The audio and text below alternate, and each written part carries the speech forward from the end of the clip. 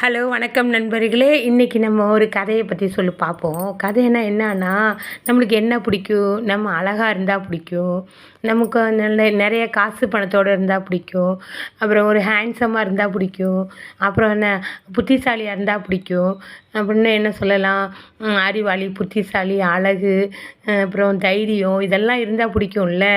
அந்த மாதிரி இருக்கணுங்கிறதுக்கு தான் அந்த மாதிரி இருந்தால் என்ன பண்ணுவாங்க, பெண்கள் அழகாக இருந்தால் நல்ல ஆண்கள் வந்து அவங்கள திருமணம் செஞ்சுக்குவாங்க.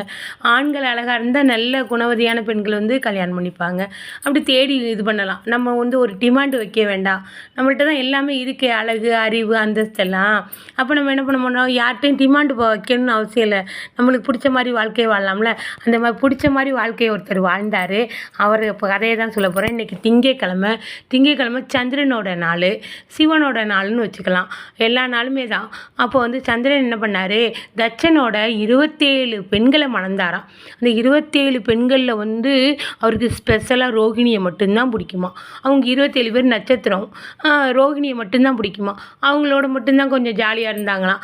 அப்போ வந்து எல்லா பெண்களும் போய் முறையிட்டாங்களாம். அப்போ நீ எல்லா பெண்களையும் ஒரே மாதிரி தான் பாவிக்கணும்னால.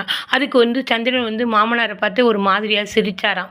உடனே என்ன பண்ணா, நீ அழகாக இருக்கிறதுனால தானே இப்படி நீ பண்ணுற, உன்னோட ஒளியெல்லாம் காணாமல் போகட்டும் அப்படின்னு சொல்லிட்டு சாபம் போட்டுட்டாராம். சாபம் கொடுத்ததும் ஓடுறாராம். அங்கேருந்து ஓடி போய் நாராயண பெருமாள்கிட்ட போய், ஐயா நான் இந்த மாதிரியெல்லாம் தப்பு பண்ணிட்டேன், என்னை மன்னிச்சிடுங்க, என்னை காப்பாற்றுங்க அப்படின்னு சொல்லி அழுதுருக்காரு நாராயணன்ட்ட போய். அப்போது நீ வந்து இப்படியே தேஞ்சிட மாட்ட, நீ வந்து ஒவ்வொரு நாளும் ஒவ்வொரு கலை இருக்கும் உனக்கு. 15 நாளும், தேய்பிரையில் 15 நாள், வளர்பிரையில் 15 நாள், அந்த கலைகள் வந்து உனக்கு இருக்கும். அப்போ அதனால நீ கவலைப்படாத, உனக்கு இதுவே வரமாக மாறிடும் அப்படின்னு சொல்லிட்டு சந்திரனுக்கு அதை வந்து மாற்றி வரமாக கொடுத்துட்டாராம் அவர் பெருமாள். அதனால் நம்ம என்ன செய்கிறோம், ஒரு அழகு இருக்குது, ஒரு சக்தி இருக்குது, ஒரு அந்தஸ்து இருக்குதுன்னு சொல்லிட்டு நம்ம என்ன பண்ணக்கூடாது, அடுத்தவங்கள்ட்ட ஆணவமாவோ கர்வமாவோ நடந்துக்கக்கூடாது. இல்லாதவங்கள்ட்ட இருக்கிறவங்க கொடுக்கணும், அவங்களுக்கு ஏதாவது ஹெல்ப்னா செய்யணும். இதெல்லாம் வந்து ஒரு புண்ணிய கணக்கில் நம்மளுக்கு சேரும். அதனால தான் நம்ம என்ன பண்ணுறோம், இருக்கிறவங்க தான தர்மம் பண்ணணும், இல்லாதவங்க வாங்கிக்குவாங்க, அவங்கள்ட்ட ஏதாவது இருக்கிறத கொடுப்பாங்க.